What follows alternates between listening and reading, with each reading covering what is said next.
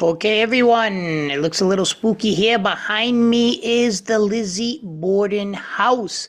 Lizzie Borden, back I think in the 1800s, I actually went there for a little tour in Fall River, Massachusetts, butchered her family, allegedly. Go look it up. But she was actually acquitted of the charges. She must have had Alan Dershowitz as a lawyer. Kidding, he wasn't even alive yet to let good people like O.J. Simpson off. So, anyways, the point here is, why do I have Lizzie Borden? Why do we look kind of freaky and scary? Because we're going to talk about something kind of scary, and that's getting letters of recommendation, and why I'm opening this class with this. And we're actually going to do two parts, and this is part one. Why? Look, let's say, for example, you bust your butt going through ASU or whatever university for years, 4 years, 5 years, whatever it takes. Some people might take 8 years. I don't know what's going on with you people. But regardless, you really work hard, you get a 4.0 grade point average, and what happens? It's scary, right? You have anxiety because, one, you're going to leave the university and you lose that structure. That's what Emil Durkheim called enemy. So, like, when people lose their job, they go through a divorce. You've been going to school for so long. People start getting anxiety when they graduate, right? What do I do next? So you want to go to law school, you want to go to graduate school, you want to get a job, you want to get an internship, you want to do certain things. So you need letters of recommendation. Very, very important and scary, just like this Lizzie Borden house and Pennywise up above. So it is kind of frightening, because who's going to get me a letter of recommendation? So you ask a professor, okay, get me a letter of recommendation. Can I have one? And they say yes. And it reduces your anxiety. It reduces your, oh, great, I got a letter of recommendation. And you might need another or even two more. Why is this frightening? Well, you can't read their letters of recommendation anymore. We just don't send them to the students usually. But the thing is, what happens if that's a generic letter of recommendation? All of your hard work is tanked because this professor gave you a generic letter of recommendation. What's a generic letter of recommendation? Generic letter of recommendation is essentially, this person was very responsible. They attended class. They did their work. They did this. They did that. They did the assignments. Wow, we already know that. Moreover, another red flag. Let me see your resume. Let me see your transcripts. Now, this isn't intrinsically bad, but when you give your transcript, when you give your letter of recommendation to the professor, they might just regurgitate the information on that, and we already know you have a 3.8, 4.0, 3.7, whatever you have. We already know you're in the chess club, the glee club, or whatever. They're just going to regurgitate things on the transcript. They're going to just regurgitate things on your resume. You want to make sure that the recommender gives you what I call a strong letter of recommendation. How? Well, that's the goal of these lectures. Number one, literally ask for a strong letter of recommendation.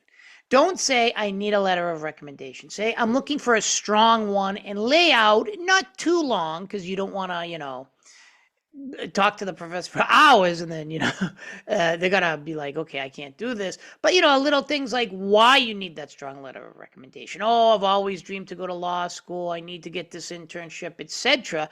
And stress strong letter. That's the number one thing. Strong letter.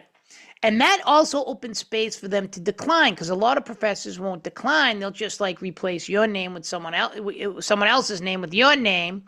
And then, it's really just one page, really generic. I've read them when I was doing service and I worked for the Arizona legislature. I read some of those recommendations, and man, they were really bad. They were scary. Not as scary as this back, with the ghosts and all this stuff. Now it's haunted, and this is Fall River. Look at all those haunted houses and stuff. But this is one of the big things that happens. So, they just quickly spout out this letter of recommendation, which isn't that good. And that can tank your career, because as you go up the ladder, right, people are looking at you saying law school, graduate school, internships, etc. Those letter of recommendations become more important. So you don't want to bust your butt at ASU, whatever university you attend, and then boom, some professor you know, destroys your life because, he gives you a weak letter. Ask for a strong letter and why.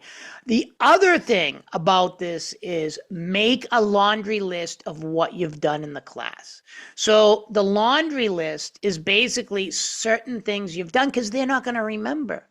They're not going to remember. Like, I have 1,000 Sarahs. I have a bunch of Mikes. Literally, you forget what these people are doing. So you want to, this was my debate. In my courses, I have debates, even in courses like virtual debates. I do Zoom meetings before the midterm. I do a lot of different things with the students. So what makes you unique? Help them capture that uniqueness in your story, because they're telling a story, right? So what unique things have you done? And even if it's outside the class, you can do it. Like, one of the big things I tell the students, right, particularly in class, you were there every day. I didn't take attendance, but you were there every day, right? You took a difficult class like political statistics, you got an A. Even if you're not interested in doing political statistics, it builds analytical skills and it's challenging, and you were able to pull off an A, right? Things like that. What debate did you do in my course, right? Whether virtual or not virtual.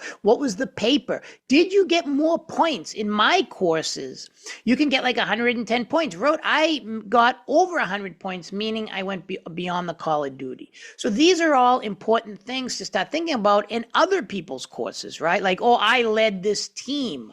I did the group work, but I did the majority of the work. I want to stress that. I was there every day. So it's not like, oh, I was just responsible generically, but, even when I didn't take attendance, the professor didn't take attendance, I still showed up every day.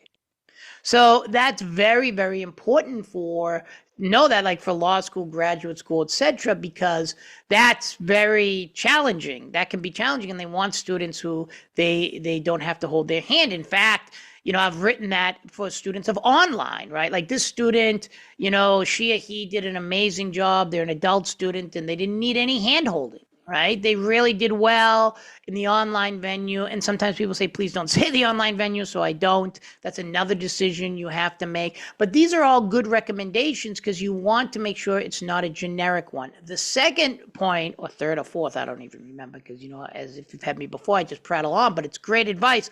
Send a picture of yourself. Why? I remember a while back, some student, she wanted to come in to give a short presentation. And so I let her, and I was thinking, whatever her name was, and I'm thinking, oh, this is this student, but it ended up being someone else because we have so many students, and as you know, my classes fill up. So, a good thing is ask for a picture. I started asking, the male students send me a picture, and I'm like, should I ask the female students? They might think I'm creepy or something. And then I started saying, no, I better do it.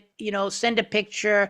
There's a cool picture some student, a female, gave me, just her face and like with a thumbs up. Do that to remind the professor who you are. Because that's very, very important. And then you can lay it out and sometimes students have names that are both male and female. And I'm like, oh no, what's, Bobby, boy, something like that. That's very important to understand, that they remember you, you jog their memory. This has happened to me quite a bit. And I'm like, oh, wow. And say something about the class, why you liked it. Like I had one student come see me and he's like, your research methods, I really liked it, even though like most people don't like it, but he really liked it and took it to heart. And I was like, I could weave that into the letter of recommendation. Like, why are you asking this professor for a letter of recommendation? You don't have to say something like, don't go over the top because it's fake. Like, you inspired me. I'd be homeless without you and stuff like that. Although we all know that's probably true with me. But, why, the class somewhat inspired you, what happened, that really motivated me to want to go to the State Department or the Foreign Service or something like that, and then they can weave these things into the letter of recommendation. So remember, first, ask for a strong letter of recommendation. Lay out a laundry list of certain things you have done in the course so they remember you, right? And they can weave that into it. Send a picture, send a photo. Remember, watch out, a lot of creepy professors out there. Don't send anything, just a face. I'm kidding. But anyways, send a picture of yourself so we remember who you are. That's a very important thing because my courses fill up, right? So you want me to be able to remember you.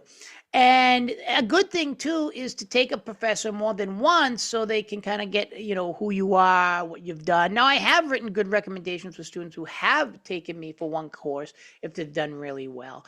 But that's one of the things. Try to, take it more than once so they can weave in more information, right? So these are the first steps of good advice I want to start with in order for you to get a letter of recommendation. People don't do these presentations, lectures that I'm going over. People don't go over this stuff because, it's just thought about. It's not thought about, it's just overlooked. It's completely dismissed, that people actually need letters of recommendation. It's a frightening process because, oh, am I bothering this professor? It's, et cetera. When do I ask? How? And then when the professor says yes, it reduces your anxiety and you're like, oh, woohoo. But you don't know. It could be a terrible letter of recommendation, right? Your fear is gone, just like behind us. Look at all the ghosts and all that stuff. And even Pennywise looking out the window. But at the same time, that could really tank your career. So one of the goals here in this professional development class, right off the bat,